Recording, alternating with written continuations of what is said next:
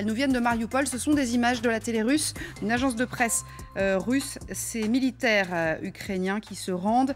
Il y a donc eu une reddition. Le Kremlin le disait ce matin, 1 millier d'hommes qui se sont rendus. Vous entendiez tout à l'heure Yulia Tymoshenko me dire que ça n'était pas le cas. En l'occurrence, Didier François, il semble bien que ce soit le cas. Hein.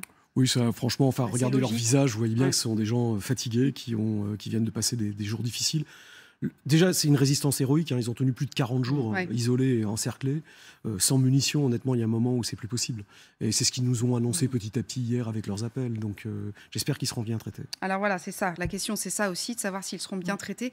Amiral Olagaray, ça veut dire que Mariupol va tomber, là, même si on sait que cette fameuse usine est un endroit inextricable d'où il est très compliqué de déloger, si j'ose dire, les Ukrainiens, les militaires ukrainiens.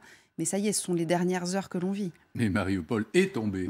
Mariupol est tombé depuis très longtemps. Il restait 2 nids de résistance farouches, un courage extrême, mais ça n'était que vraiment une résistance tout à fait symbolique.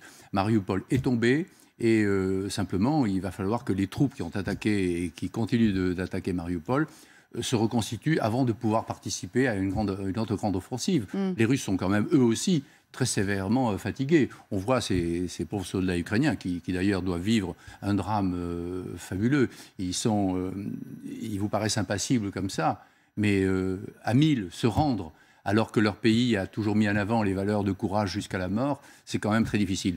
Nous pouvons peut-être remarquer que, d'après ce que nous en savons, c'est la brigade de force spéciale de la marine. Ce n'est pas le bataillon Azov.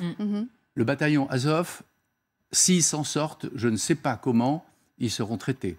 Ou plutôt, je crois comprendre que ce sera très très difficile pour eux. C'est ceux qu'on considère, Catherine, comme les plus nazifiés, pour reprendre le terme de Vladimir Poutine, en fait, le bataillon Azov. Oui, absolument, et on l'a dit plusieurs fois, hein, sur leur étendard, ils ont le sigle ainsi qui ressemble étrangement à celui des nazis, mais on peut effectivement considérer que ça risque d'être très dur, parce que Vladimir Poutine, en plus, a nommé comme responsable de la coordination de l'ensemble des actions militaires en Ukraine un général qui s'appelle le général Vornikov et qui, comme surnom, a celui du boucher de Syrie. Donc, on comprend qu'effectivement, les Russes vont jeter toutes leurs forces dans cette bataille du sud et de l'est, là, du Donbass et effectivement de la zone de Mariupol, parce qu'ils veulent en finir le plus rapidement possible et en unifiant justement toutes les unités sous le commandement de ce général qui est particulièrement célèbre donc, pour la manière dont il a utilisé l'artillerie, notamment en Syrie. Donc, effectivement, ce que vous dites, c'est que... C'est lui. Voilà. Alors, c'est lui. Alors, cet homme, vous disiez, c'est Alexandre Dvornikov. Oui, le boucher de Syrie, c'est la CIA qui l'appelait comme exactement. Ça. En fait, il a des méthodes qui sont des méthodes de l'URSS. Ah oui, c'est ça. Classique pour les soviétiques. C'est-à-dire qu'ils écrasent tout avec l'artillerie, puis quand il ne reste plus rien, ils avancent. Oui.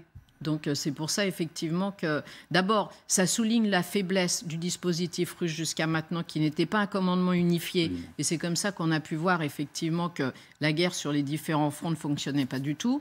Donc maintenant ça va être un commandement unifié. En plus ce général Vornikov est rentré depuis 2016 de Syrie et Vladimir Poutine, qui est le parrain d'ailleurs de sa fille, lui avait déjà confié justement toute cette région du Donbass et de la Crimée. Donc il connaît très bien les lieux. Oui, il connaît très bien les lieux. Il va maintenant unifier toutes les forces russes pour lancer l'assaut final quasiment. Parce que c'est ce qu'on disait la dernière fois, Didier, avec vous, c'est que en fait l'idée c'était une fois que Mariupol serait tombé, donc ce qui semble bien être le cas, de toute façon il n'y a plus grand-chose à défendre en fait parce que tout est rasé ou presque. Il y a quelques poches qui résistent, quand même de manière assez étonnante, mais qui résistent.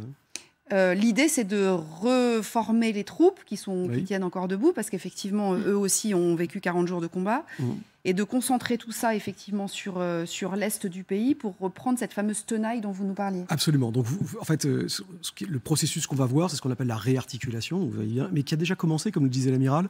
C'est-à-dire qu'il y a déjà les unités blindées qui étaient sur Mariupol ont déjà commencé à se mettre en position pour faire cette pince. Donc, vous voyez bien, il y a à peu près 30 000 soldats ukrainiens dans l'est de l'Ukraine et qui sont en position défensive, un peu comme une grande ligne Maginot, face aux républiques séparatistes.